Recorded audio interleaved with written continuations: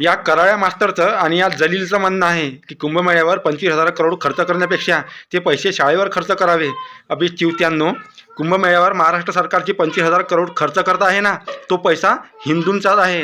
हिंदूंनी हिंदू मंदिरात जो दान केलेला पैसा आहे ना, जो टॅक्स स्वरूपात सरकारकडे जातो, त्यातून हा कुंभमेळा केला जातो. आणि एक गोष्ट लक्षात ठेव, ज्या वैदिक परंपरेवर तू प्रश्न उचलत आहे ना, त्या साधू संतांनी नालंदा विश्वविद्यालय आणि तक्षशिलासारखे महाविद्यालय या देशामध्ये तयार केले होते. आणि तू ज्यांना बाप मानतो ना, त्यांनीच ते इथे येऊन पाडले होते. ज्या वैदिक परंपरेवर तू प्रश्न उचलत आहे ना, तीच वैदिक परंपरा साधू संत आणि या देशातले हिंदू मंदिर असे कितीतरी हॉस्पिटल आणि शाळा चालवतात, ज्यामध्ये गरीब मुलांना शिक्षण फ्रीमध्ये दिलं जातं. आणि ज्या वैदिक परंपरेवर तू प्रश्न उचलत आहे ना, जर तुझ्यात एवढी ताकद आहे ना, तू जे फिनिक्स अकॅडमी चालवतो ती फ्रीमध्ये चालवून दाखव आणि फ्रीमध्ये मुलांना शिक्षण दे. जर त्या मुलांच्या भविष्याचा विचार तू एवढा करतो ना, तर त्यांना फ्रीमध्ये शिकव, त्यांच्यापासून फी घेऊ नको. आहे तुझी तयारी? नाही ना, तर आई घाल्या हिंदूच्या परंपरेवर प्रश्न उचलायच्या आधी थोड्या आपल्या बुद्धीचा वापर कर आणि त्याचा अभ्यास कर, म्हणजे तुला कळेल. जर तुझ्यात एवढी ताकद आहे ना, तर जे कर्नाटकमध्ये 431 करोड रुपये हिंदू मंदिरापासून घेऊन